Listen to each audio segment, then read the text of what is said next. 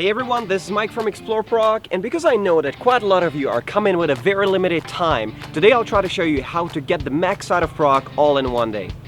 Our journey starts on Malostranská tram stop, where you jump on tram number 22, which will take you to Pohořelec.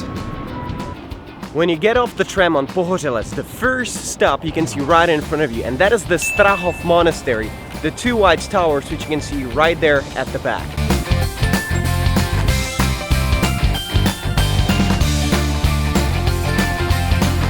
When you get to the Strahov Monastery, there are a couple of good things you can do. You can visit an amazing, beautiful Baroque library, which is the building right over here, or you can simply go and refresh yourself in a monastic brewery, which is right over there. And do you want to see some epic views of the Prague city center? Just follow me.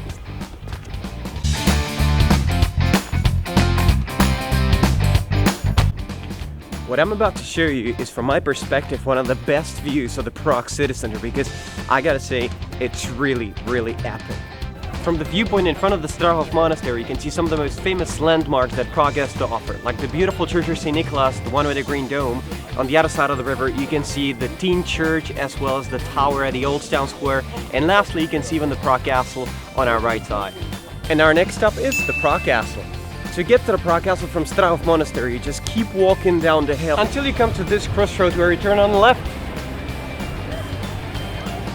Another thing you shouldn't miss when you're walking up the castle are the beautiful panoramic views around. Prague Castle has in total 3 courtyards. The first courtyard, second courtyard, and the third courtyard. It wouldn't be a good visit to the Prague Castle without getting into those buildings, so you have to get the tickets, which you can get right in that office over there. After a while, when you've been exploring the St. Vitus Cathedral, you can slowly move on to the Old Royal Palace, which is just right next to it, right there. Now when you're done with the Prague Castle, you walk down through Nerudova Street, which is this one over there, to get to the lesser side square, to Malostranské náměstí, where you can find the most beautiful Baroque church in Prague, the Church of St. Nicholas.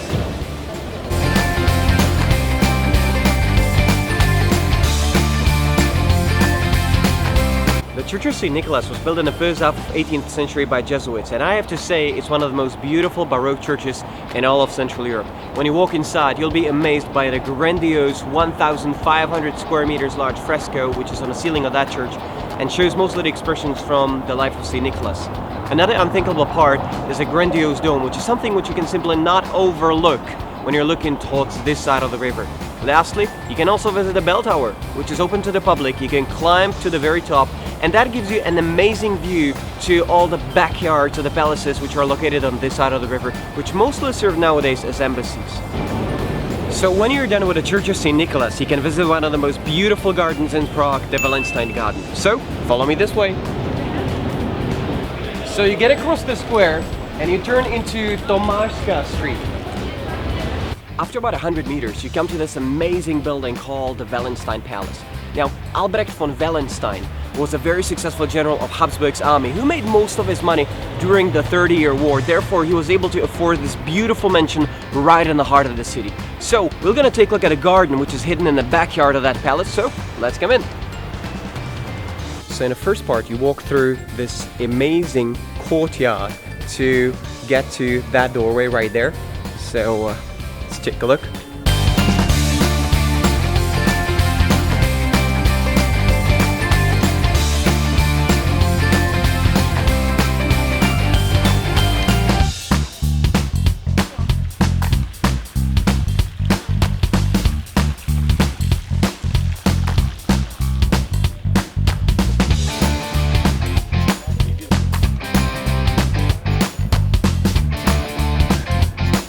So as you can see, I think that a Wallenstein garden is pretty worth visiting. But right now, let's take a look on the riverside. Just a few steps from Malostranská stop, you can find this awesome view from the riverside of the Charles Bridge. And if you bring your own bread, you can even feed the swans, which are so used for people that they can eat from your hand. Another thing you can't miss on the riverside? Well, there's 2 pink sculptures made by David Černý, one of the most famous Czech modern designers. Another cool place you shouldn't miss on the lesser side is with no doubt John Lennon's Wall, a place which is known as a symbol of freedom to locals all the way since 1980s. So before you head to the Charles Bridge, there's one more thing you should take a look at. Here on Kampa Island, you can find another cool art piece from David Černý, and those are the gigantic black babies. babies were originally created by David Czerny for the tall Žižkov TV tower, just to decorate the tower somehow. Later on they created their smaller copies and they installed them right here in front of the Kampa Museum of Modern Art. So finally we're leaving this side of the river and heading towards the Charles Bridge to the Old Town.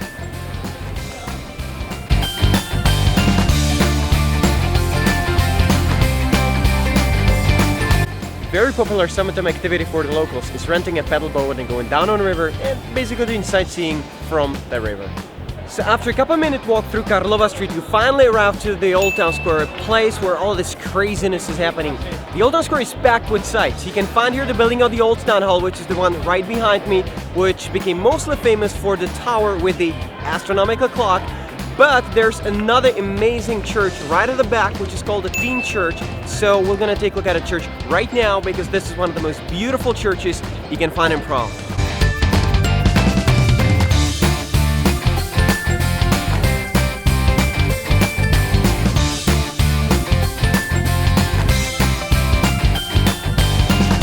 So now we're leaving the Old Town Square to make our way to one of the other famous squares of Prague, the Wenceslas Square. So this is it, this is the Wenceslas Square. Nowadays a place full of people, full of shops, but in past a place full of history. Because it was in the year 1939 when Germans right on this square started their occupation of Czechoslovakia. It was in the year 1968 when the Soviets came in to occupy our country, and lastly it was in the year 1989 during the Velvet Revolution when this square seen a crowd of 300,000 people demonstrating for the end of communism.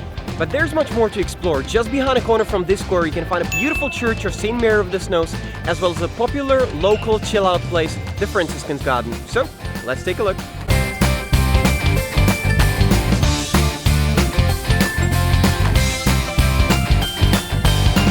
Church of St. Mary of the Snows was founded by Charles IV in 1347 to become a coronational church of Czech kings one day.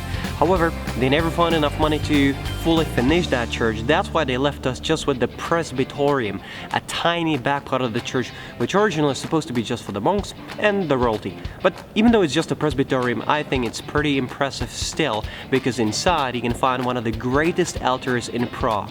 So as you're leaving the Church of St. Mary of the Snows, you walk through the front door and turn on the left to get to the Franciscans Garden. Being hidden inside of the block pretty much predetermined Franciscans Garden to become a popular local chill-out spot. So if the locals want to escape the rush of the city, which is all around this block, they just come here to the Franciscans Garden, which is completely surrounded by buildings, so no noise and no traffic from the streets around can get here. And they use this as a place where they're enjoying their summer drinks, they're enjoying their snacks, and basically having a good time. By the way, before the locals go to the Franciscans Garden, they usually stop at the Prague's most popular sweets shop called Ovocný Světozor, where they have some of the most delicious cakes and great ice cream. And our last stop on today's trip is a palace called Lucerna. Lucerna Passage is known among locals for two things: beautiful architecture and another crazy art piece by David Czerny, and that is the upside down horse.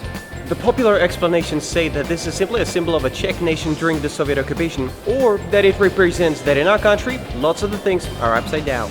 So I think this itinerary should keep you busy for the whole day. But where you should spend your evening? Well, let me show you a tip. We've actually mentioned this tip in one of our previous videos, but this is the single best chill out spot for the evening where all the locals go. So grab a bottle of beer, grab a bottle of wine, and go chill to Rigrovy Sady.